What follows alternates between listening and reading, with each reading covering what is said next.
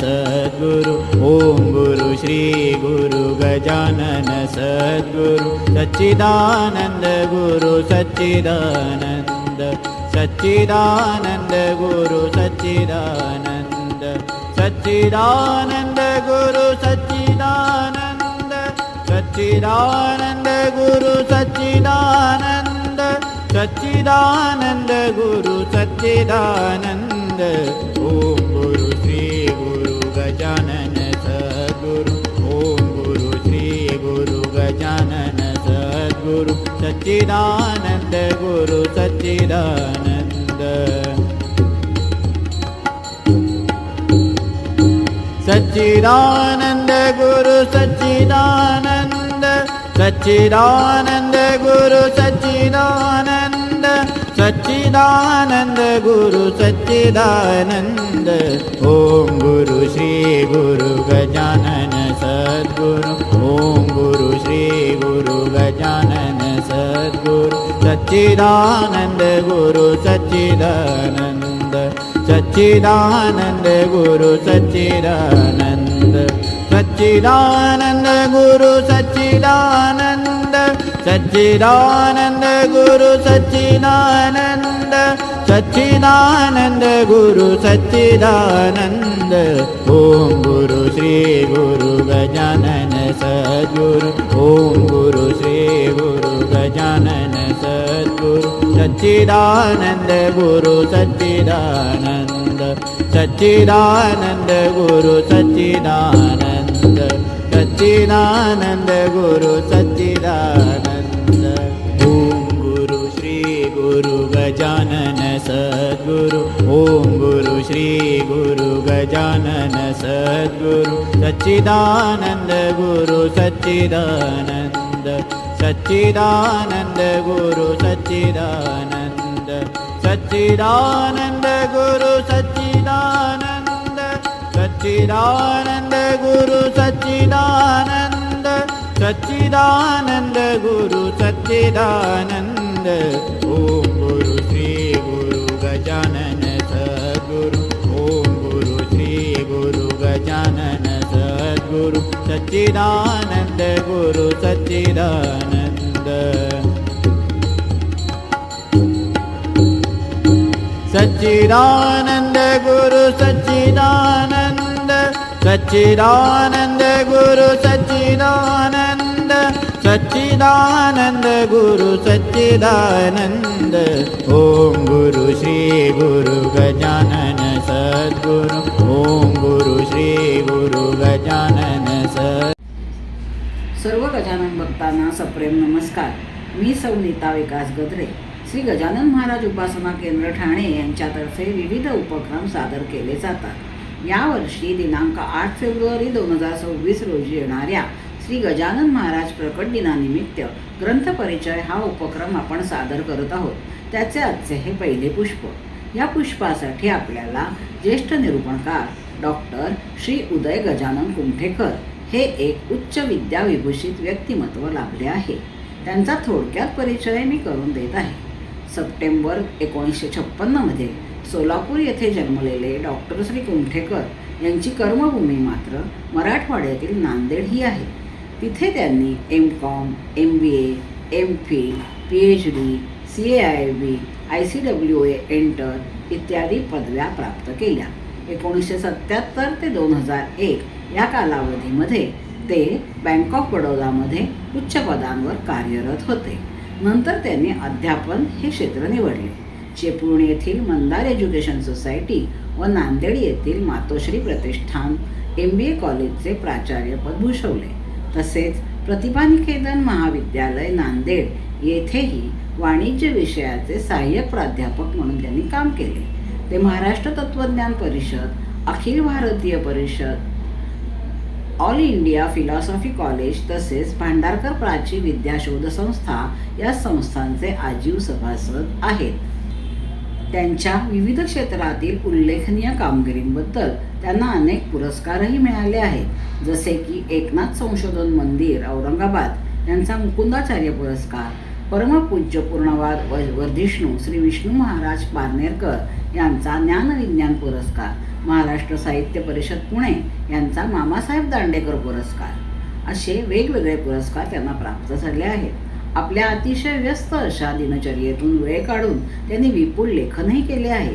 त्यांची आजवर प्रकाशित झालेली ग्रंथसंपदा पुढील प्रमाणे: श्रीमद भगवद्गीता शांकर भाष्य मराठी भाषानुवाद, श्री विष्णू सहस्रनाम भावानुवाद सनातन धर्म, चार्वक मंथन, वेद चार्वकाचा, साख्य दर्शन, योग दर्शन, न्याय दर्शन, वैशेषिक दर्शन, पूर्वमीमांसा दर्शन, उत्तरमीमांसा दर्शन, जैन दर्शन हे भाष्य ग्रंथ प्रकाशित झाले आहेत. सध्या ते महाराष्ट्र तत्वज्ञान परिषद पारनेर नांदेड, अखिल भारतीय दर्शन परिषद पारनेर, जागतिक तत्वज्ञान परिषद अथेन्स, जागतिक पूर्णानुवाद परिषद नांदेड इत्यादी परिषदांचे अध्यक्षपद भूषवित आहेत.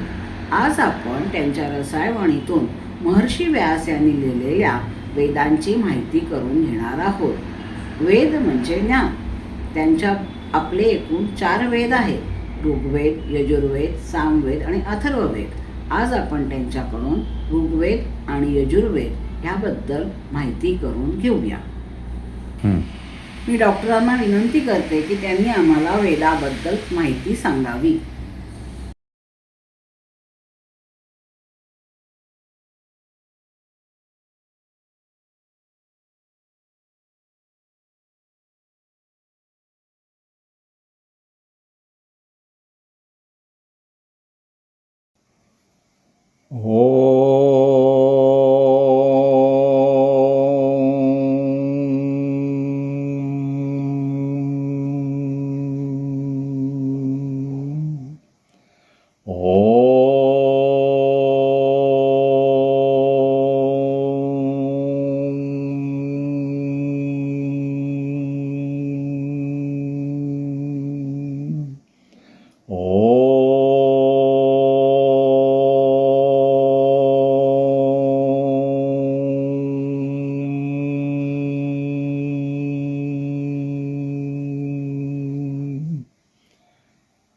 श्रुतिस्मृतिपुराणानाम् आलयं करुणालयं नमामि भगवत्पादं शङ्करं लोकशङ्करम्.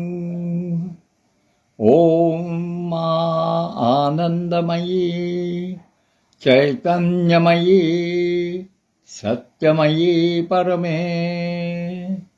ॐ तत्सज्ज्योतिश्री अरविन्द सत्यं ज्ञानं ज्योतिश्री अरविन्द. ओंकार स्मरणपूर्वक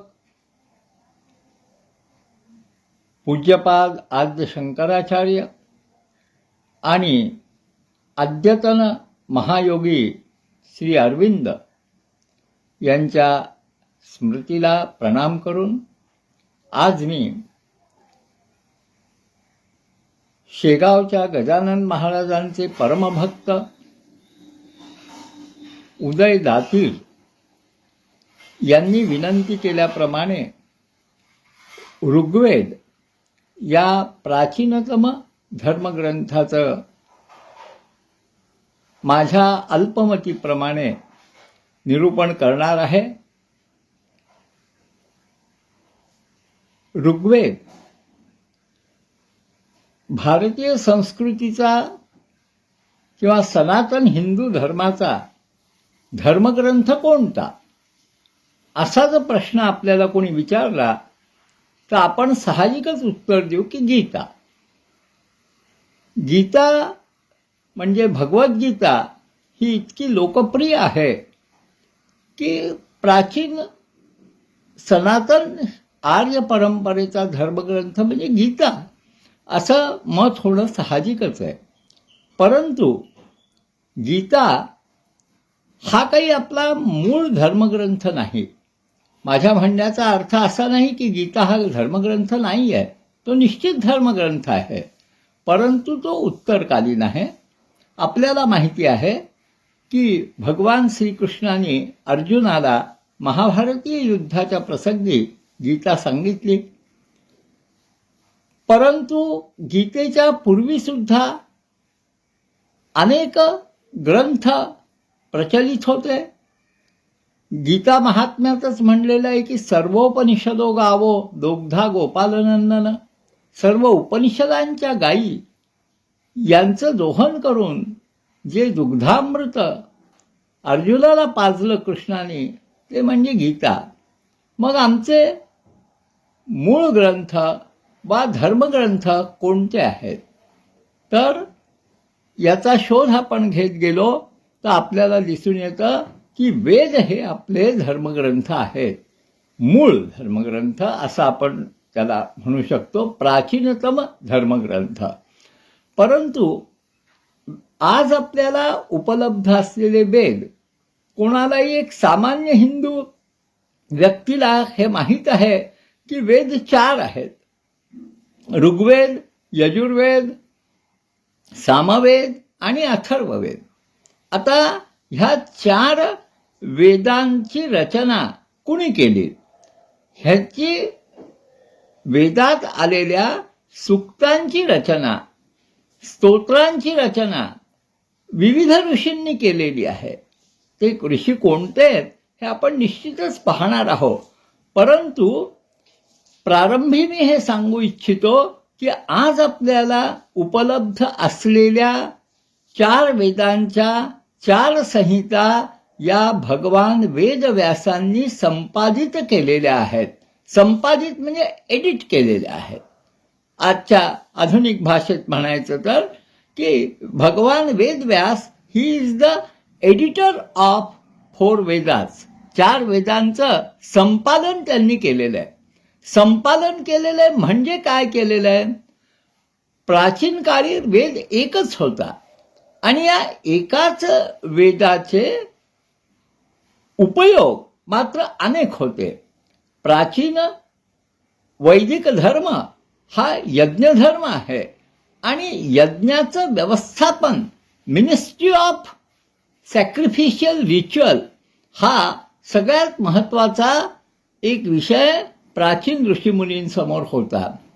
तर मुळात एक असलेल्या वेदातून मग वेगवेगळ्या ठिकाणी वेगवेगळ्या यज्ञामध्ये विनियोग करण्यासाठी ज्या ऋचा सिलेक्ट केल्या जायच्या त्या ऋषींना माहीत होत्या. पण जसा जसा काळ बदलत गेला तसं तसं याविषयी थोडंसं अज्ञान म्हणा किंवा शंका ऋषींच्या मनात कदाचित यायला लागल्या असतील आणि मग भगवान वेदव्यासांनी, ज्यांनी महाभारत लिहिलं त्यांनीच ही व्यवस्था लावली. ऋग्वेद, यजुर्वेद, सामवेद आणि अथर्ववेद. आणि याचा त्यांचा आधार काय होता? त्यांनी कसं कसं केलं? ऋग्मध्ये कोणते मंत्र घेतले, यजुर्वेदात कोणते घेतले, सामवेदात कोणते घेतले, याचा काही आधार होता का? हां, तो होता. परंतु त्या आधाराकडे आपण थोड्या वेळाने पाहणार आहोत. सर्वप्रथम आपण पाहू वेद या शब्दाचा अर्थ काय. वेद, वेदाचा एक अर्थ होतो ज्ञान. विद्या शब्द धातूपासून जो शब्द सिद्ध होतो तो म्हणजे वेद, आणि वेद म्हणजे ज्ञान. आता ज्ञान असा एक सामान्य शब्द जर आपण वापरला तर कोणतं ज्ञान, असा पुन्हा प्रश्न उपस्थित होतो. त्यामुळं वेद म्हणजे ज्ञान हा एक शब्दार्थ जरी असला तरी वेदाची ती व्याख्या नाही. वेदाची व्याख्या काय आहे आणि कोणी केलेली आहे? वेदाची व्याख्या सायणाचार्य नावाच्या एका महापंडितांनी केलेली आहे. आज ऋग्वेद किंवा अन्य वेदांवर उपलब्ध असलेले एकमेव स्पष्टीकरण म्हणजे भाष्य ही सायणाचार्यांची आहे. सायणाचार्य हे विजयनगरच्या साम्राज्याशी संबंधित होते आणि त्यांनी सर्व वेदांवर भाष्य लिहिलेली आहेत. तर त्यांनी जी व्याख्या केलेली आहे, म्हणजे त्यांनी केलेली म्हणण्यापेक्षा अपस्तंभाच्या धर्मसूत्राचा आधार घेत त्यांनी ती व्याख्या दिलेली आहे आणि ती आहे मंत्र ब्राह्मण योर नामधेय वेदम. मंत्र ब्राह्मणात्मक हा वेद. आचार्य दयानंद सरस्वतींनी सुद्धा हीच व्याख्या स्वीकारलेली आहे. मंत्र ब्राह्मणात्मक हा वेद. वेद काय आहे तर तो मंत्र ब्राह्मणात्मक आहे. मंत्र ब्राह्मणात्मक आहे म्हणजे काय? ब्राह्मण म्हणजे जात किंवा वर्ण आहे का? नाही. वेदाचे प्रमुख 2 भाग होतात. एक आहे मंत्र संहिता आणि दुसरी आहे ब्राह्मण संहिता. मंत्र संहितेमध्ये विविध छंदातले मंत्र असतात आणि त्या मंत्रांचा विनियोग हा यज्ञकर्मात केला जातो. आणि ब्राह्मण नावाचे दुसरे ग्रंथ असतात. या ब्राह्मण ग्रंथामध्ये कोणकोणत्या यज्ञात कोणत्या मंत्रांचा विनियोग कशा पद्धतीने करायचा, त्याची प्रक्रिया काय, याचं सगळ्याचं विवेचन असतं. आणि ब्राह्मण ग्रंथ स्पष्ट झाल्याशिवाय मंत्रसंहितेचा अर्थ कसा लावायचा हे समजत नाही. ब्राह्मण ग्रंथाशीच आरण्यक ग्रंथ हे सुद्धा संबंधित आहेत आणि आरण्यकाशी उपनिषद संबंधित आहेत. याप्रमाणे वेदाची मंत्रसंहिता, प्रत्येक वेदाची म्हणजे ऋग्वेदाची मंत्रसंहिता, ऋग्वेदाची ब्राह्मण, ऋग्वेदाची आरण्यक, ऋग्वेदाचं उपनिषद, असा हा 4 ग्रंथांचा संभार मिळून खरं तर एक वेद होतो. नुसती ऋग्वेद संहिता ती आपल्याला म्हणजे वाचली तरी समजणार नाही, कारण जरी त्यामध्ये वेगवेगळे विषय किंवा आता आधुनिक पद्धतीने त्याचा अभ्यास होत असला तरी सुद्धा सर्वात मुख्य त्याचा उद्देश काय आहे? यज्ञकर्मामध्ये विनियोग. ऋग्वेदातल्या कोणत्या मंत्राचा विनियोग कोणत्या प्रकारच्या यज्ञकर्मात केव्हा करायचा, कसा करायचा, याचं ज्ञान कशात आहे? ब्राह्मण ग्रंथामध्ये. ब्राह्मण ग्रंथाशी निगडीत आरण्यक ग्रंथ आहेत. असं म्हणतात की हे आरण्यक ग्रंथ अरण्यातच अभ्यासायचे असतात. आणि मग उपनिषद ग्रंथ. मग या 4 ग्रंथांकडे जर आपण एक दृष्टिक्षेप, ऋग्वेदाचे असेच 4, यजुर्वेदाचे असेच 4, सामवेदाचे असेच 4, अथर्ववेदाचे सुद्धा आहेत. परंतु प्राचीन साहित्यामध्ये वेदत्रयीचा उल्लेख आढळतो. 3 वेदांचा उल्लेख जास्त करून. त्रयीविद्या है ना, त्रैविद्या माम सोमपापूत पापा, त्रयीविद्या. त्रैविद्या म्हणजे काय? ऋग्वेद, यजुर्वेद, सामवेद. अथर्ववेद इथं घेतलेला नाहीये. अथर्ववेद हा थोडासा वेगळा आहे. तिन्ही वेदांचे जे नामकरण आहे, ऋग, यजु आणि साम, हे त्यांच्या मध्ये म्हणजे त्या वेदामध्ये समाविष्ट करण्यात आलेल्या मंत्रांच्या लक्षणावरून आहे. वेदांना आपण श्रुतीही म्हणतो. श्रुती म्हणजे ऐकलेलं म्हणजे गुरुशिष्य परंपरेने जे आपल्यापर्यंत आलेलं आहे ते ज्ञान. वेद हा पुस्तकातून अभ्यासायचा ते तर ठीक आहे. आज आपण एखाद्या ग्रंथातून, एखाद्या ट्रान्सलेशनमधून ऋग्वेदाचा अभ्यास करू, पण वेदाचा खरा अभ्यास हा पाठांतराने करायचा असतो. गुरुमुखातून वेद ऐकावा, त्याचं पाठांतर करावं आणि उच्चारण करावं, ही वेदाच्या अभ्यासाची खरी पद्धत आहे. अशा पद्धतीने आजही अनेक गुरुकुलामध्ये अनेक ब्राह्मण ह्या प्रकारे वेदांचं अध्ययन करत असतात. ज्यांना संपूर्ण ऋग्वेद मुखोद्गत आहे असे अनेक ब्राह्मण आजही आहेत. तर खरा जो श्रुती का म्हणायचं? ऐकलेलं. आणि ऐकलेलं केव्हा? जेव्हा आपल्या कानावर शब्द पडतील तेव्हा. आणि आपणच वाचलेले शब्द ऐकलेले नाही. आचार्यांच्या मुखातून जे शब्द आपण ऐकतो ते म्हणजे वेद किंवा ती 4 ग्रंथ, वेद, ब्राह्मण, आरण्यक आणि उपनिषद. तर याप्रमाणे श्रुती म्हणून ओळखल्या गेलेल्या या ग्रंथांतील मंत्रांचे, श्रुतीमध्ये काय आहे? मंत्र आहे. भगवद्गीतेत काय आहे? श्लोक आहेत. किंवा पुराणामध्ये काय असतात? श्लोक असतात. पण वेदामध्ये काय आहे? मंत्र आहेत. आता ह्या मंत्र ज्याचा अर्थ मनान तारयती इति मंत्र हा असा केला जातो. मनाचं तारण करणारे ते मंत्र.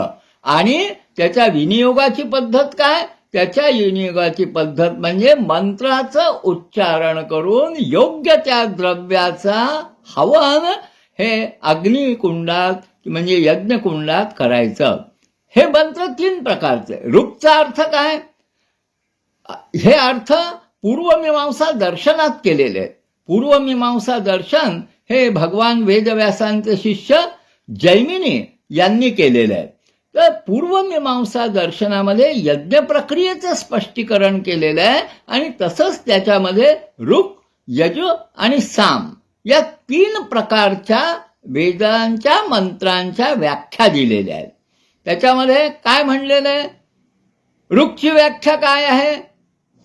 ज्याचं पादशः विभाजन केलेलं असतं असा अर्थपूर्ण वाक्यरचना म्हणजे मंत्र. काय आहे? म्हणजे ऋक् काय आहे? तर पादशः विभाजन. पादशः विभाजनचा अर्थ काय आहे? ज्याची रचना छंदामध्ये केलेली असते. छंदोबद्ध रचना ही ऋग्वेदात आपल्याला सापडते. म्हणजे इतर वेदात छंदोबद्ध नाही असं नाही आहे, परंतु प्रामुख्याने छंदोबद्ध रचना. छंद म्हणजे काय? विशिष्ट अक्षरांची मात्रांची उच्चारण पद्धतीसह संरचना ज्याच्यामध्ये असते त्याला छंद म्हणतात. मराठीत आपण त्याला वृत्त म्हणतो. शार्दूल विक्रीडित वसंतिलका अमक तमक. तसे ऋग्वेदाची रचना ही छंदामध्ये केलेली आहे. तर या छंदोबद्ध रचनेमुळे त्याला ऋक् म्हणलेलं आहे. मग व्यासांनी काय केलं की छंदोबद्ध रचना, अर्थपूर्ण रचना ज्याच्यामध्ये आहे असे मंत्र वेगळे केले, ते ऋग्वेदात टाकले. म्हणजे एडिटिंग करताना ऑलरेडी खूप मोठ्या संख्येने ऋक् प्रकारचे मंत्र होते. त्यातले काही म्हणजे 10,000च्या वर अशी सूक्त मंत्र आहेत त्याच्यात, आणि हे मंत्र त्यांनी ऋग्वेद म्हणून संपादित केले. मग ऋग्वेदातलेच काही मंत्र वेगळे काढले. कोणते काढले वेगळे? त्याची व्याख्या केलेली आहे सामवेदाची. सामची व्याख्या आहे गीतीषु सामहा. जे गाता येतात ते मंत्र म्हणजे साम. तर गीतीषु सामहा, जे गाता येतात ते मंत्र साम.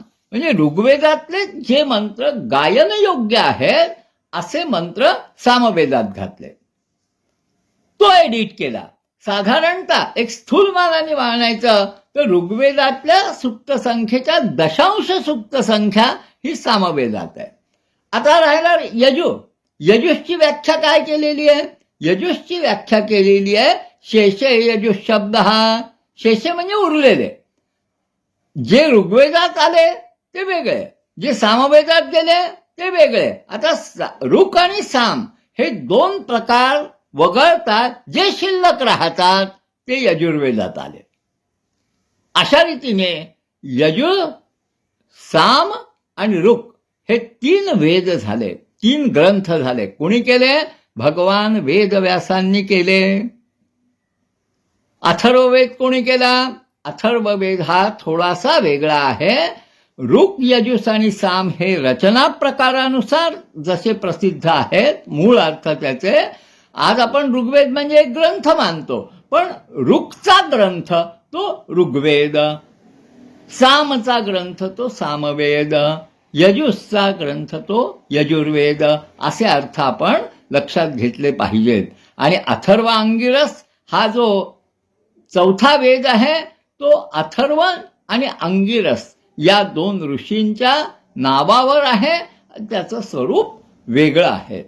आता वेद या शब्दाचा आणि 4ही वेदांचं संपादन कसं केलेलं आहे आणि त्याचा विस्तार किती आहे, म्हणजे मंत्रसंहिता, ब्राह्मण संहिता, आरण्यक संहिता आणि उपनिषद संहिता या प्रकारे 4 भागामध्ये विस्तार असलेला वेद, त्यापैकी ऋग्वेदाचा संक्षिप्त परिचय आपण प्राप्त करणार आहोत. ऋग्वेदाचा परिचय का? म्हणजे बाकी वेदांचे परिचय घेतले पाहिजेत, परंतु प्राथमिक ग्रंथ, आमचा सर्वाधिक प्राचीनतम ग्रंथ म्हणजे ऋग्वेद. तो भारतीयांचाच नाही, भारतीय ऋषीमुनींनी मानवाने उच्चारलेले आद्य शब्द म्हणजे ऋग्वेद. ऋग्वेदातलं पहिलं सूक्त जे आहे हे अग्नीच्या स्तुतीने सुरू होतं. ओम अग्निमेळे पुरोहिता यज्ञस्य देवं ऋत्विजम, ही पहिली ऋचा आहे ऋग्वेदातली. ऋग्वेद हा प्राचीनतम असल्यामुळं तो केवळ भारतीयांचाच नाही तर जगातील सगळ्या मानवी संस्कृतीचा तो आद्य ग्रंथ आहे असं आपल्याला म्हणता येईल, जो शिस्तबद्ध पद्धतीने लिहिलेला आहे. शिस्तबद्ध मी का म्हणतो? शिस्तबद्ध याच्यासाठी की त्यातली रचना ही छंदामध्ये आहे. छंद हे विशिष्ट पद्धतीने उच्चारायचे असतात. तेव्हा 4 वेदांच्या 4 संहिता अशा प्रकारेच उच्चारायच्या असतात आणि त्यामुळं त्याला मी शिस्तबद्ध असं म्हणलेलं आहे. त्यामुळं आता आमचे गुरुतुल्य मार्गदर्शक डॉक्टर श्रीपाद दत्तात्रय कुलकर्णी यांनी तर ऋग्वेदाला क्रॅडल ऑफ ह्युमन सिव्हिलायझेशन म्हणलेलं आहे. मानवी संस्कृतीचा पाळणा. मानवी संस्कृतीचा पाळणा का? प्राचीन काळी मानवी जीवन कसं होतं याचा इतिहास, याचं स्वरूप आपल्याला ऋग्वेदावरून समजून येतं. म्हणजे मी आत्ता ऋग्वेदाचा सांगितलेला एक उपयोग काय आहे? यज्ञकर्मामध्ये विनियोग. कोणत्या यज्ञात कोणतं सूक्त किंवा कोणता मंत्र वापरायचा, कसा वापरायचा, ब्राह्मण ग्रंथात जसं सांगितलंय त्यानुसार. पण हा अधिदैविक उपयोग झाला. अधिदैविक म्हणजे दैवतशास्त्राच्या दृष्टिकोनातून. दैवतशास्त्राच्या दृष्टिकोनातून ऋग्वेदाचा अर्थ कसा लावायचा याचं सगळ्यात मोठं चांगलं भाष्य म्हणजे सायणाचार्यांचं भाष्य. आपल्याला माहित असेल किंवा नसेल, सायणाचार्यांचं हे भाष्य समग्र कुणी सर्वप्रथम मुद्रित केलं? हे केलं फ्रेडरिश मॅक्समुलर किंवा ज्यांना मोठ्या आदराने श्रीमंत मोक्षमुल्लर भट्ट म्हणलं जातं. अशा त्या शार्मण्य म्हणजे जर्मन देशातल्या संस्कृत पंडितांनी हे व्रतच घेतलं होतं की माझ्या जीवनातलं सगळ्यात मोठं आणि महत्वाचं कार्य कोणतं? ऋग्वेद छापायचा. आणि मग त्यांनी अनेक हस्तलिखितं तपासली, एडिट केली आणि त्याच्यावरून ऋग्वेदातल्या प्रत्येक सूक्त आणि त्याच्यावरचं सायणाचार्यांचं भाष्य अशी मोठी प्रत तयार केली. 5 खंडामध्ये हा ऋग्वेद आहे. आणि त्याच्यासाठी कष्ट कोणी घेतले नाहीत? जर्मन देशीय पंडित मॅक्समुलर यांनी. आणि आपण ज्यांच्यावर सातत्याने अनेकदा टीका करतो त्या ब्रिटिशांच्याच ईस्ट इंडिया कंपनीने त्याला पैसे दिले त्या काळामध्ये.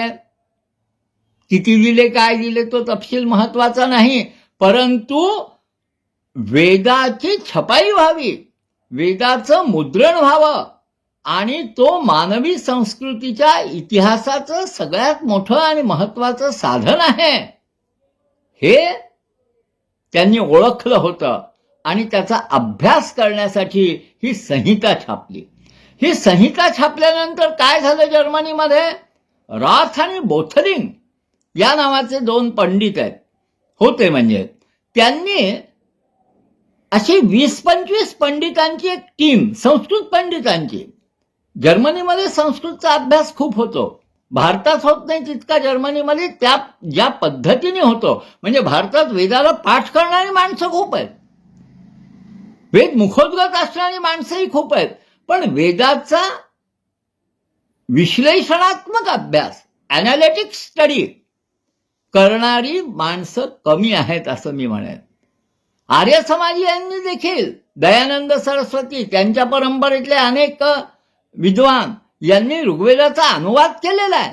पण ऋग्वेदाचे अनुवाद आहेत, त्याचा ॲनालिसिस नाही.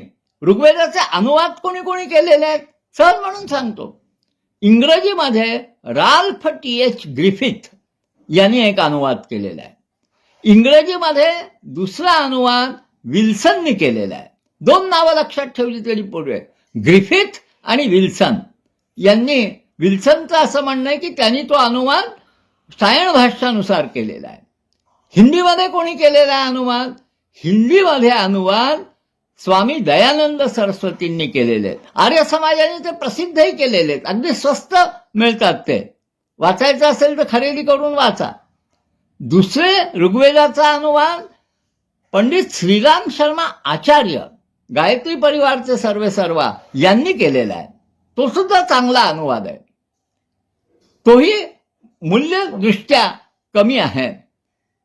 पण आपला भारतीय माणूस सनातन जो म्हणतो, हिंदुत्वाचा उद्घोष जो माणूस करतो, तो माणूस अन्यत्र वाटेल तेवढे पैसे खर्च करेल, परंतु 4 पैसे खर्च करून 4 वेदांच्या 4 संहिता आणून घरी नाही ठेवणार. काय करायचे? कोण वाचणार आहे? पण आपल्या घरात वेदांच्या संहिता असाव्या. आपण स्वतःला हिंदू म्हणवतो आणि हिंदूने आपल्या घरात 4 संहिता ठेवल्या पाहिजेत, ही भावनाच नाही आमच्याकडे. असो, मला त्याविषयी काही बोलायचं नाही, परंतु ही भावना आपल्यामध्ये असावी असं मला म्हणायचं. तर पंडित श्रीराम शर्मा आचार्य यांनी अनुवाद केलेले आहेत हिंदीमध्ये. मराठीमध्ये अनुवाद कोणी केलेले आहेत? एक अत्यंत जुना अनुवाद माझ्या पाहण्यात आला, तो श्रुतिबोध या नावाने पटवर्धन नावाच्या विद्वानाने केलेला आहे. त्याचे 3 किंवा 4 खंड जुने उपलब्ध असतात. उपलब्ध म्हणजे एखाद्या जुन्या लायब्ररीमध्ये ते उपलब्ध असतात, विक्रीला उपलब्ध नसतात. दुसरा महत्वाचा अनुवाद केलेला आहे मराठीमध्ये. आता हा जो श्रुतिबोध अनुवाद आहे पटवर्धनांचा, त्याच्यामध्ये मूळ मंत्रही दिलेले आहेत आणि त्याच्या खाली मराठी अर्थ त्यांनी दिलेला आहे. दुसरा अनुवाद केलेला आहे पुण्याचे सिद्धेश्वर शास्त्री चित्राव यांनी. सिद्धेश्वर शास्त्री चित्रावांनी मराठी अनुवाद अतिशय उत्कृष्ट केलेला आहे, पण त्याच्यामध्ये मूळ मंत्र नाही. अॅनालिटिक अभ्यास कोणी केलेला आहे याचा? अॅनालिटिक अभ्यास करण्याच्या म्हणजे विश्लेषणात्मक अभ्यास करण्याच्या काही पद्धती आहेत. कोणत्या पद्धती आहेत की ज्याच्या सहाय्याने ऋग्वेदाचा अभ्यास केला जाऊ शकतो? मी अजून ऋग्वेदाची प्रस्तावनाच करतोय.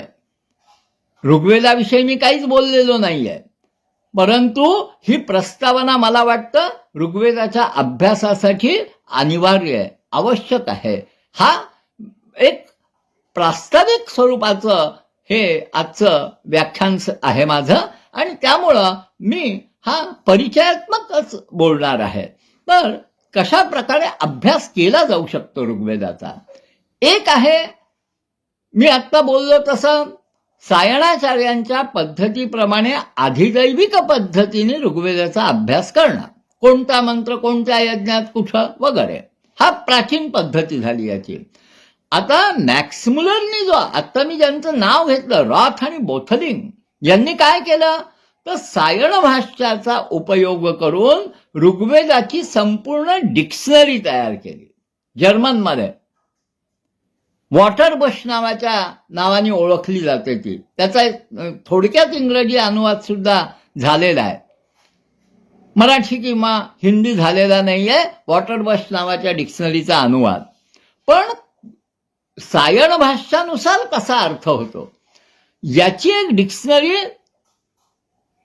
जवळपास 20-22 वर्ष मेहनत घेऊन रॉथ आणि बोथलिंगनी तयार केली. खरं तर भारतीय सरकारने म्हणजे शासनाने काही पंडित नेमून या मोठ्या डिक्शनरीचं हिंदीमध्ये भाषांतर केलं पाहिजे. नाही होत आहे, नको तिथं पैसे खर्च करतात, हवे तेवढे करतात, पण याच्या भाषांतराला पंडित नेमता येत नाही त्यांना. असो, तो विषय नाही, मी आपलं सुचवतो हा भाग. दुसरा महत्वाचा भाग म्हणजे मग या डिक्शनरीच्या आधाराने भाषाशास्त्रीय अध्ययन करता येईल का? भाषाशास्त्रीय लिंग्विस्टिक अध्ययन ऋग्वेदाचं कसं करता येईल याचा प्रयत्न पाश्चात्य पंडितांनी केला. याच्यात अनेक नावं आहेत. आत्ता सांगितलेली रॉद बॉथलिंग आहेत, मॅक्स मुलर आहे, ग्रिफिथ आहे, विल्सन आहे, कोलब्रुक आहे वगैरे अनेक पंडितांनी भाषाशास्त्रीय लिंग्विस्टिक दृष्टिकोनातून हे अध्ययन करण्याचा प्रयत्न केलेला आहे. आणखी अध्ययनाचा काय प्रयत्न आहे याचा एक सगळ्यात महत्वाचा प्रयत्न योगी श्री अरविंदांनी केलेला आहे. शंकराचार्यांनी वेदावर भाष्य लिहिलेलं नाहीये, परंतु वेदाचा अर्थ कसा करायचा याचं मार्गदर्शन त्यांच्या भाष्यग्रंथातून आपल्याला निश्चित मिळतं. वेदाचा अर्थ कसा करायचा याचं मार्गदर्शन मध्वाचार्यांनी केलेलं आहे. ज्यांना जे द्वैत परंपरेचे उडुपीला ज्यांचा मठ आहे त्यांनी आणि त्यांच्या परंपरेतले राघवेंद्र स्वामी यांनी केलेले प्रयत्न. आणि एक अत्यंत आधुनिक प्रयत्न हा योगी श्री अरविंदांनी केलेला आहे. अरविंद काय म्हणतात की शब्दांचा अर्थ पाहून वेदांचा अर्थ लावण्याचा प्रयत्न जर आपण केला तर तो अपयशी ठरतो. म्हणजे काय होतं, एखाद्या शब्दाचा अर्थ समजतो, त्या शब्दाचा यज्ञातला विनियोगही एखाद्या वेळेला सायण भाष्य वाचणाऱ्याला समजू शकेल, परंतु वेदांचा खरा अर्थ हा आध्यात्मिक आहे किंवा पारमार्थिक आहे, म्हणजे सिम्बॉलिक आहे, प्रतिकात्मक अर्थ. वेदाचा प्रतिकात्मक सिम्बॉलिक अर्थ कसा लावायचा याची मीमांसा योगी श्री अरविंदांनी केलेली आहे. अरविंदांची 2 पुस्तकं म्हणजे ग्रंथ आहेत त्यांचे. एक आहे सिक्रेट्स ऑफ वेदा, वेदाचा सिक्रेट काय, रहस्य काय, वेद रहस्य, मराठी अनुवादही झालेला आहे वेद रहस्याचा. आणि दुसरं hymns to fire, sacred fire, पवित्र अग्नीची सुक्त. त्यांनी काही अग्निसुक्त ही इंग्रजीत अनुवादित करून दाखवलेली आहेत.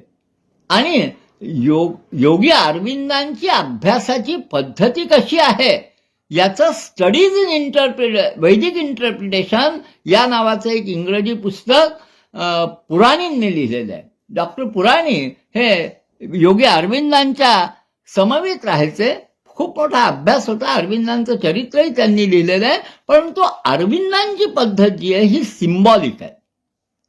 यज्ञामध्ये विनियोग कसा करायचा हे त्यांना महत्वाचं वाटत नाही, परंतु पारमार्थिक आणि आध्यात्मिक दृष्टीने वेदातल्या एखाद्या सुक्ताचा अर्थ कसा होतो याचा अर्थ लावण्याचा, या पद्धतीने अर्थ लावण्याचा ते प्रयत्न करतात.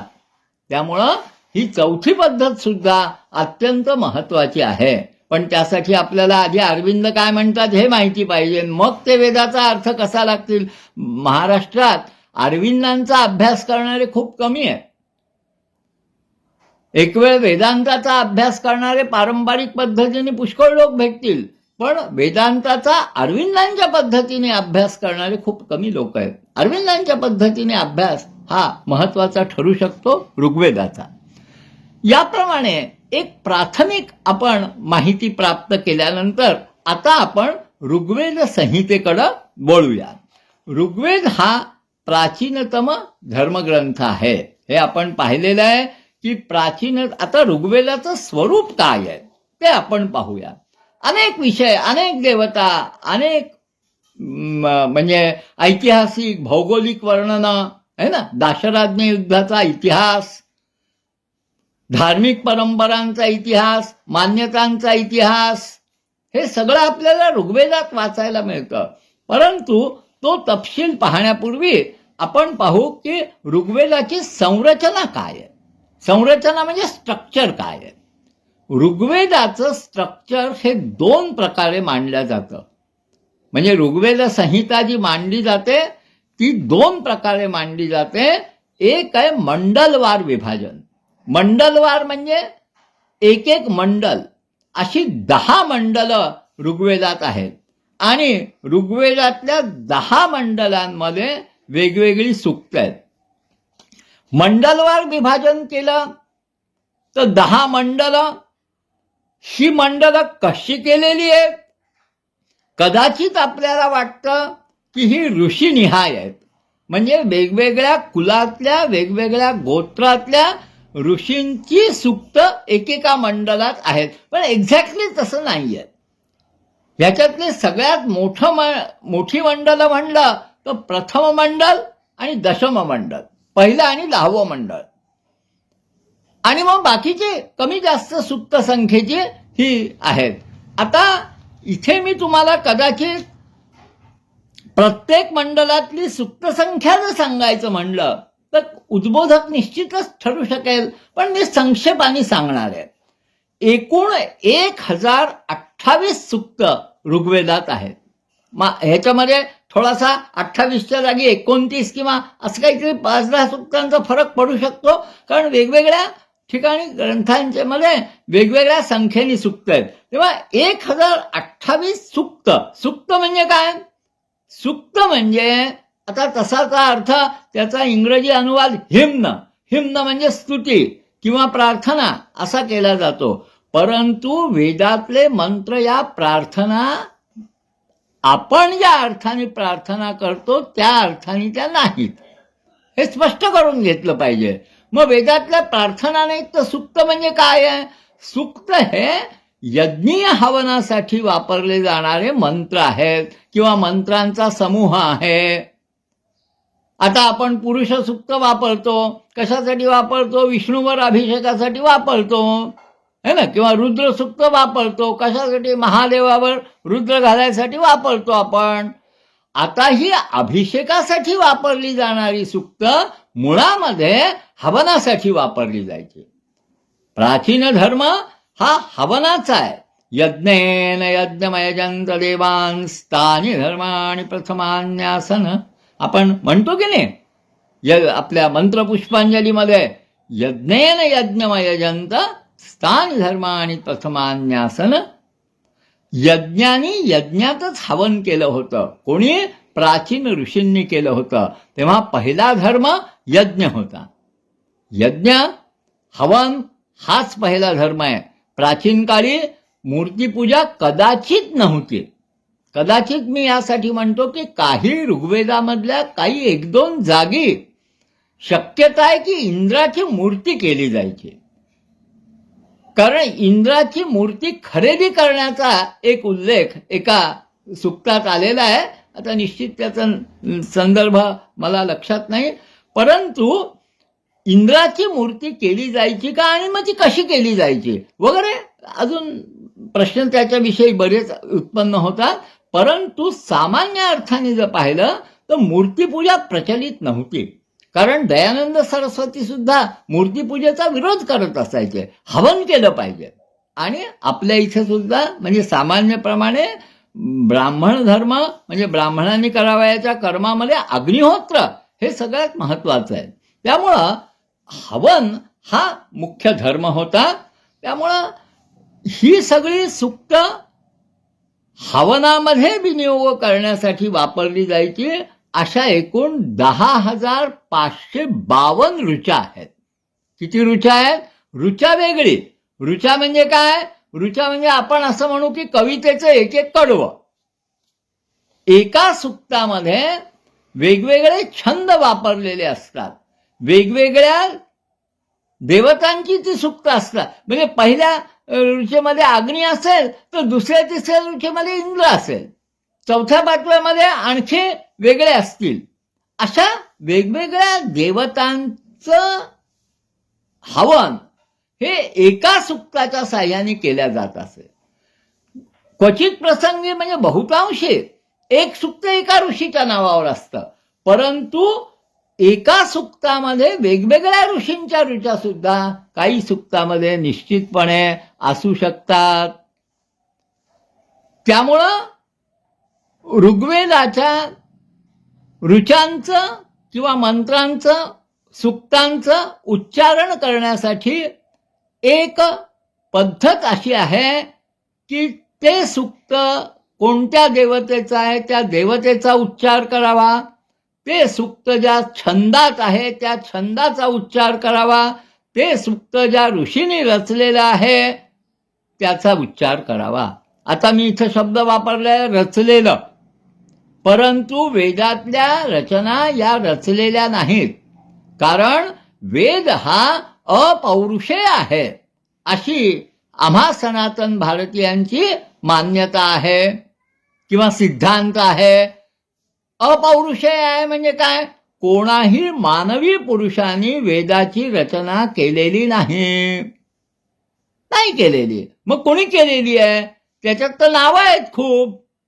विश्वामित्राचं नाव आहे, वसिष्ठाचं नाव आहे, वामदेवाचं नाव आहे, आणखी 60 ऋषींची नावं आहेत. मग ही सगळी नावं असलेले ऋषी असताना तुम्ही म्हणता की वेद अपौरुषेय आहे. हा आहे. याचा अर्थ काय आहे की 2 अर्थ होतात. एक तर परंपरेने चालत आलेले आहे, आणि परंपरेने चालत आलेलं असल्यामुळं कोणी केलंय काय केलंय हे काही माहिती नाही किंवा याविषयी आपण काही सांगू शकत नाही, आणि त्यामुळं वेद अपौरुषेय आहे. दुसरा अर्थ काय? दुसरा अर्थ असा आहे की एका समाधीच्या अवस्थेमध्ये, ज्या अवस्थेमध्ये चित्त हे परमात्म्याशी एकाग्र होतं, अशा समाधी अवस्थेमध्ये ऋषींना ते मंत्र दिसले म्हणजे आकाशातून ऐकू आले. आकाशाचा गुण शब्द आहे, आणि त्यामुळं आकाशामध्ये हे मंत्र ऑलरेडी होते. त्याचं आज जसं आपण इंटरनेटला कॉम्प्युटरनी किंवा टी व्हीवर कॅच करतो है ना, म्हणजे ज्या इलेक्ट्रोमॅग्नेटिक लहरी या विश्वात असतात, त्या कुठेतरी गाणं गायलं जात असेल तर आपल्याला इथं घर बसल्या दिसतं, चित्र दिसतं. तसे शब्द हे ऋषींना ऐकू आले असतात, आणि म्हणून वेदाला म्हणलं जातं वेद हे अपौरुषेय आहेत. ह्याच्यावर अनेक वाद झालेले आहेत. अनेकांनी यांना पौरुषेय मानलेले आहे, अनेकांनी अपौरुषेय मानलेले आहे. परंतु आम्ही जर विचार केला की एक साधी कविता जरी करायची झाली तर उत्कृष्ट कविता ही केली जात नसती तर ती होत असती म्हणजे उत्स्फूर्तपणे मांडल्या जात असती. आणि त्या भावावस्थेमध्ये कवी जेव्हा जातो, आपल्या वेदातल्या ऋषीमुनींना कवी अशी सुद्धा एक संज्ञा आहे. ऋषीचा संबंध कृषीशी आहे. कृषी म्हणजे शेती. वैदिक संस्कृती ही खूप चुकीचा अभ्यास किंवा उपदेश केला जातो. ती गोपालकांची संस्कृती होती. ते कुठेतरी गाईचे कुरू म्हणजे कळप चरत होते. चरता चरता ते भारतात आले. काय अर्थ आहे याला? वेदातली अनेक सूक्त ही कृषीशी संबंधित आहेत, म्हणजे शेतीशी संबंधित आहेत. शेती कशी करावी, शेतीमध्ये लागणारी अवजारं कोणती, कोणतं धान्य पेरायचं वगैरे सगळ्या गोष्टी वैदिक सूक्तामध्ये आहेत. अनेक वैदिक सूक्तांचा विनियोग हा शेतीचं उत्पन्न चांगलं यावं याच्यासाठी सुद्धा केला जातो, निश्चितच केला जातो. आणि तरी सुद्धा असं शिकवलं जातं पाठ्यपुस्तकांमधून की ते गोपालक होते, ते टोळ्यांनी राहत होते, आणखी काहीतरी होते. असं हे आर्य संस्कृतीचं चुकीचं दर्शन पाठ्यपुस्तकातून आपल्याला आढळतं. परंतु ऋग्वेद जर वाचला, यजुर्वेद जर वाचायचं ठरवलं आपण, तर एक वेगळं संस्कृतीचं वर्णन आपल्याला घडतं. आणि आर्य संस्कृती ही गोपालकांची, गोपालन एक होतं, म्हणजे पशुपालन आवश्यक आहे शेतीला, आणि त्यामुळं गोपालन होत होतं. परंतु ते केवळ ते चरवणारे टोळ्या होत्या असा त्याचा अर्थ नाही. मग स्थायी स्वरूपामध्ये गावामध्ये राहणारे लोक, कारण गावात राहणारा असल्याशिवाय गृहस्थ ही संज्ञाच येऊ शकत नाही. 4 आश्रमांची जी आपली पद्धत आहे त्याच्यामध्ये गृहस्थाश्रम सर्वात महत्वाचा आहे. आश्रम म्हणजे एका जागी राहण्याची जागा, अशा जागा निर्माण केल्या होत्या. तर अशा प्रकारे 10,552 सूक्त 1,028 एवढ्या 10,552 ऋचा, तर त्या ऋचा 1,028 सूक्तामध्ये विभाजित केलेल्या आहेत. कशा कशाचं वर्णन आहे याच्यामध्ये मी काही विषय सांगतो, असेच त्या देवता आणि त्यांचे विषय. सर्वात पराक्रमी देवता म्हणजे इंद्र मानली गेलेली आहे. इंद्र हा देवांचा राजा असं आपण म्हणतो. कदाचित ऋग्वेदाच्या काळी इंद्र नावाचं एखादं पद सुद्धा असू शकतं. कारण आपल्याला आपण महाभारताच्या इतिहासात वाचतो की हे इंद्रपद एकदा नहुषाला मिळालेलं होतं. इंद्राला ब्रह्महत्या लागली होती. त्यामुळे इंद्र ही एखादी सर्वमान्य राज्याधिष्ठित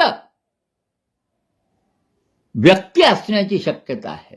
पण आणखी आपण अरविंदांच्या पद्धतीने जर विचार करायचा म्हणलं तर अशी व्यक्ती असण्याच्या ऐवजी इंद्र म्हणजे आमचाच आत्मा आहे.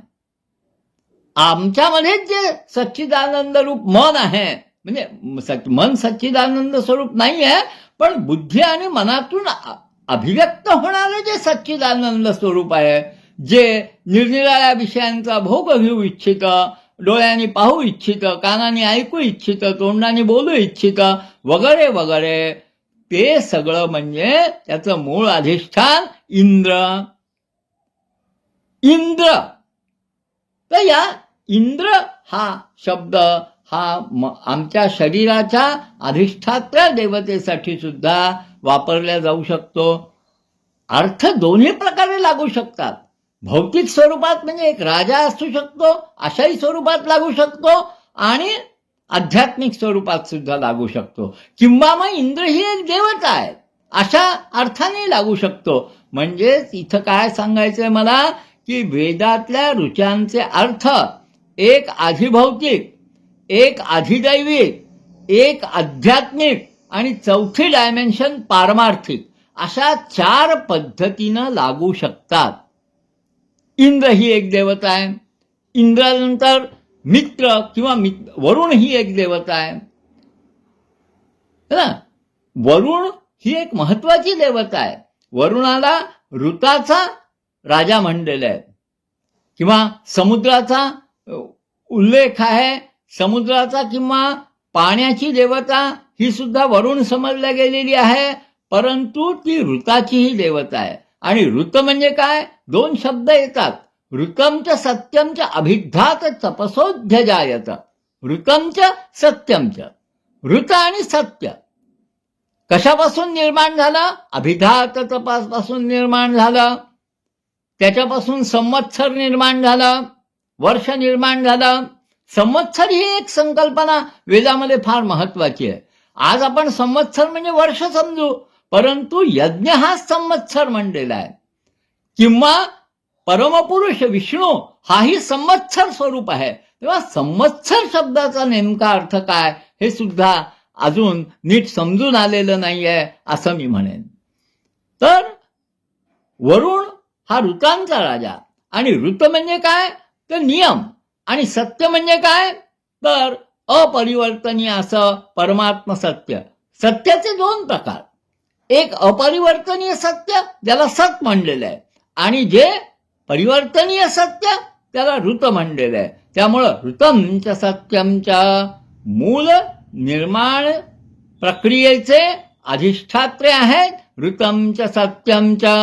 अपरिवर्तनीय तत्व आणि परिवर्तनीय तत्व असं अघमर्षण सूक्तामध्ये म्हणलेलं आहे.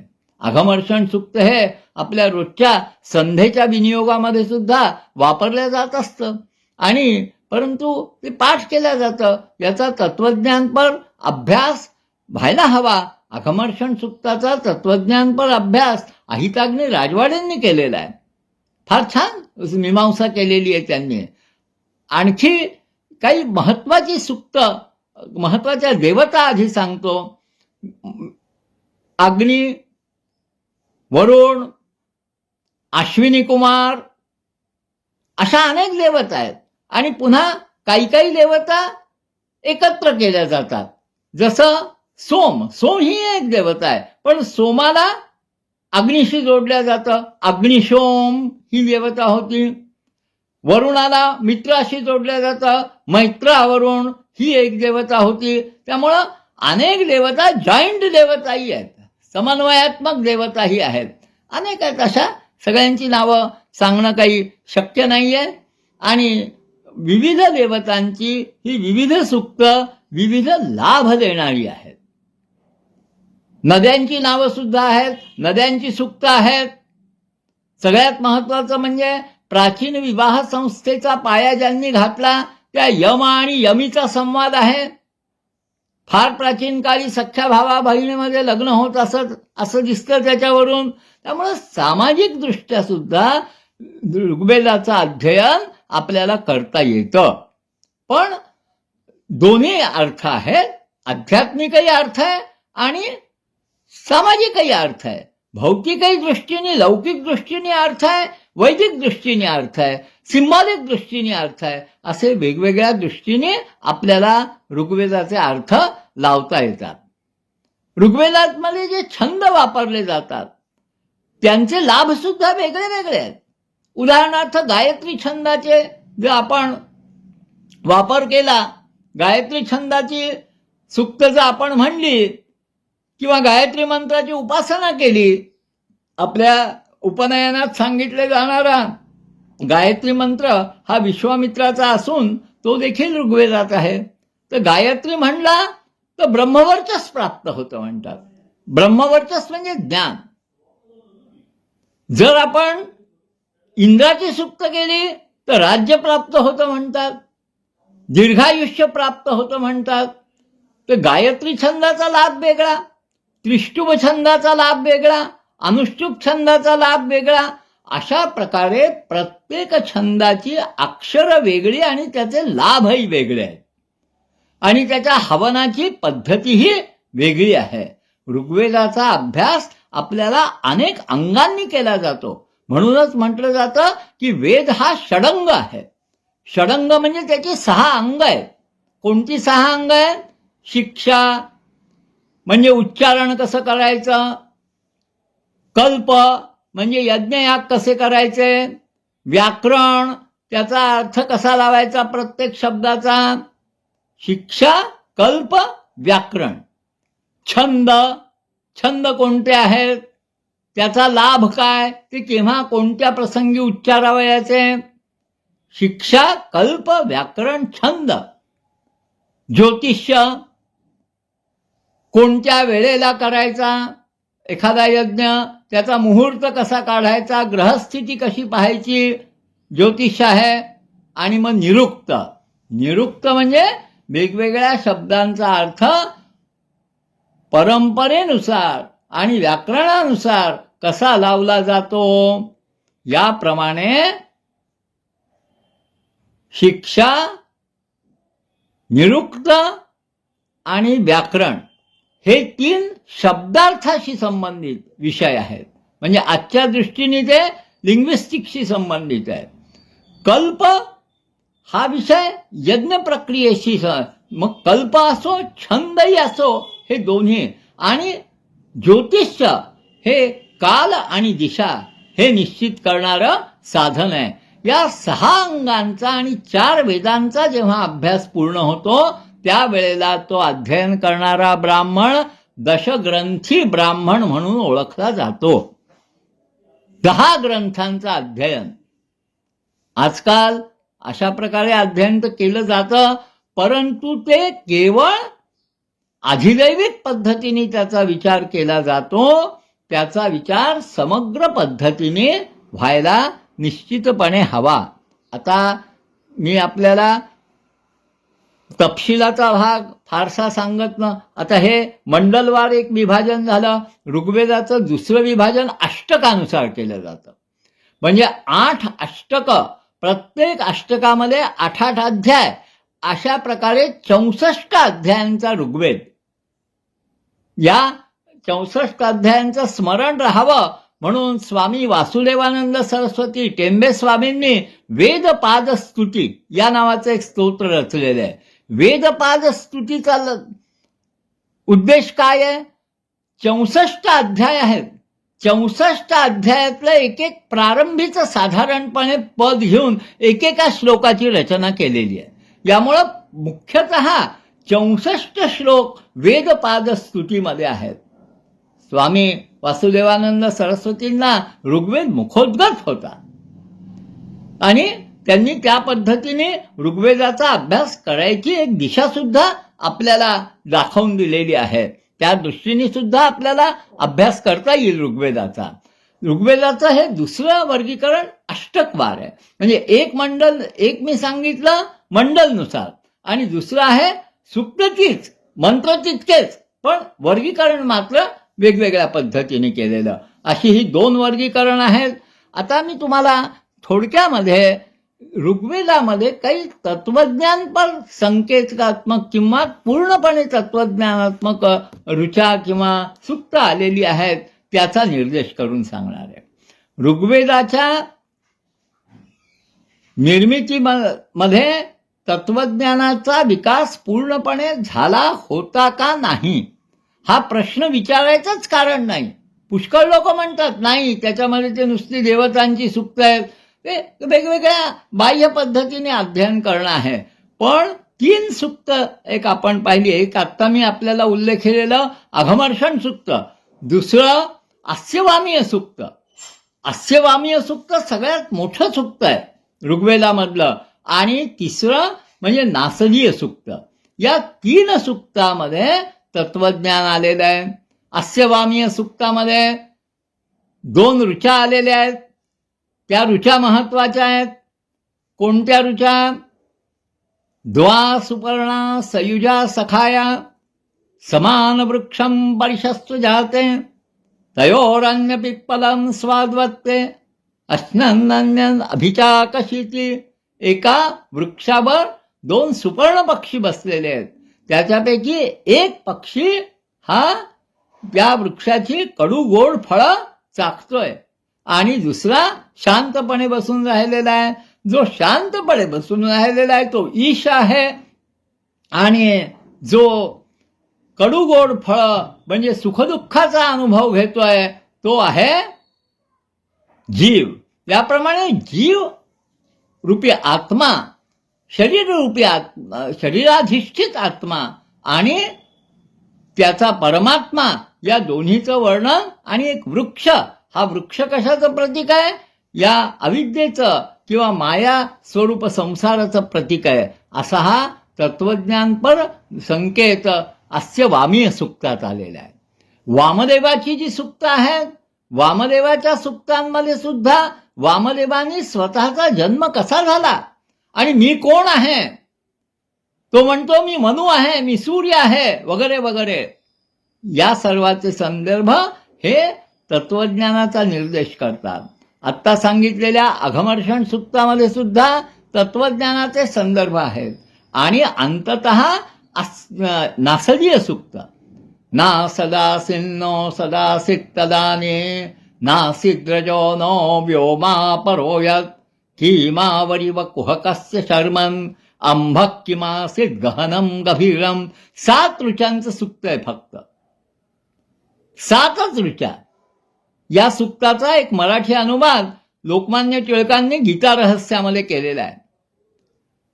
मॅक्स मुलरने सुद्धा आपल्या ग्रंथामध्ये या सूक्ताचा अनुवाद केलेला आहे. पण तो म्हणतो मी 20-25 वर्ष विचार करतोय, पण या सूक्ताचा अर्थ मला काही कळत नाही. इतकं हे अवघड सूक्त आहे. आणि खरंच ते आहे. अहिताग्नी राजवाडेंनी या सूक्तावर एक मोठं 2000 पृष्ठाचं भाष्य लिहिलेलं आहे, नासदीय सूक्त भाष्य नावाचं भाष्य. असं हे अत्यंत विलक्षण सूक्त आहे. आता तो नासदीय सूक्त भाष्य नावाचा ग्रंथ उपलब्ध होईल किंवा नाही हेही माहिती नाही. तर हा झाला ऋग्वेदाचा अत्यंत संक्षिप्त परिचय. ऋग्वेदाशी जोडलेला दुसरा महत्वाचा ग्रंथ म्हणजे ऐतरेय आरण्यक. ऐतरेय आरण्यक हे ऋग्वेदाचा आरण्यक आहे. शौनक शाखा ही ऋग्वेदाची शाखा आहे. ऋग्वेदाच्या असं म्हणतात की बऱ्याच म्हणजे वेगवेगळ्या ठिकाणी वेगवेगळी संख्या दिलेली असते, परंतु चरणव्यूह नावाचा एक ग्रंथ आहे, त्याच्यानुसार ऋग्वेदाच्या 9 शाखा होत्या. आणि या 9 शाखांपैकी आज आपल्याला फक्त शौनक शाखेची शाकल शाखेची संहिता आपल्याला उपलब्ध आहे. आणि जे काही आपण ऋग्वेदाचा अभ्यास करतो हा या एकाच संहितेचा करतो. आणि या संहितेचाच ब्राह्मण आहे ऐतरेय ब्राह्मण. ऐतरेय ब्राह्मण. ऐतरेय कोण आहे? इतरेचा पुत्र, तो ऐतरेय.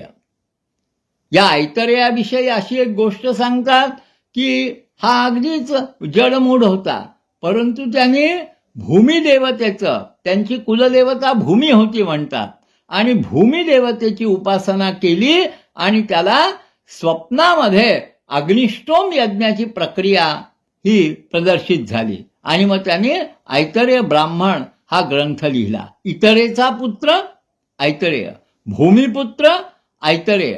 आणि या ऐतरेय ब्राह्मणामध्ये वेगवेगळे यज्ञ ऋग्वेदातल्या मंत्राच्या सहाय्याने कशा प्रकारे करायचे हे स्पष्ट केलेलं आहे. या ब्राह्मण ग्रंथानंतर ऋग्वेदाचा उपनिषद ग्रंथ देखील, 2 उपनिषद ऋग्वेदाची उपलब्ध आहेत. एक आहे ऐतरेय उपनिषद आणि दुसरं आहे कौशितकी ब्राह्मण उपनिषद. याचा सविस्तर परिचय देणं हे काही मला आजच्या व्याख्यानाच्या मर्यादेमध्ये शक्य नाही. साधारण 1 तासाचं व्याख्यान मी द्यावं असं अपेक्षित होतं, परंतु ऐतरेय उपनिषदाचा अगदी संक्षिप्त परिचय द्यायचा झाला तर मी असं म्हणेन की त्यामध्ये सृष्टी निर्मितीची प्रक्रिया वर्णन केलेली आहे. या उपनिषदाचा प्रारंभ ओम आत्मा वा इदमेक एवाग्र आसीत नान्यात किंचन या श्रुतिवचनापासून होतो. सगळं काही निर्माण झालं हे आत्म्यापासून निर्माण झालं. मग त्या आत्म्याने म्हणजे परमात्म्याने ही ब्रह्मांड सृष्टी कशी केली आणि व्यक्तिसृष्टी कशी केली हे ऐतरेय उपनिषदामध्ये वर्णन केलेलं आपल्याला दिसून येतं. ऐतरेय उपनिषदामध्ये आणखी एक महत्त्वाचा निर्देश असा आलेला आहे की देवतांची निर्मिती झाल्यानंतर देवतांनी परमात्म्याला असं विचारलं की आम्हाला राहायला शरीर कोणतं आहे? आम्हाला शरीर नाही, आम्हाला योग्य शरीर दे. मग परमेश्वराने वेगवेगळी शरीरं निर्माण केली. गाईचं केलं, गाढवाचं केलं, घोड्याचं केलं, आणखी बरीच केली. आणि शेवटी सगळी देवतांनी त्याच्यात राहून पाहिलं, पण त्यांना काही ते पसंत पडलं नाही. मग शेवटी देवता मानवी शरीर जेव्हा परमात्म्याने निर्माण केलं त्यावेळेला देवता म्हणल्या हे फार छान केलंस, सुकृतम बतेती असे शब्द आहेत तिथं. आणि मग मानवाचं शरीर ही अत्यंत उत्कृष्ट, म्हणजे पुन्हा मी याचाही अर्थ एका वेगळ्या पद्धतीने आपल्याला लावला पाहिजे, तो म्हणजे उत्क्रांतीच्या पद्धतीने. प्राणी शरीरातून हळूहळू उत्क्रांत होत मानव निर्माण केला झाला आणि मानवाची निर्मिती ही सृष्टीतील सर्वोत्कृष्ट निर्मिती आहे असा अर्थ तिथं लागतो आपल्याला.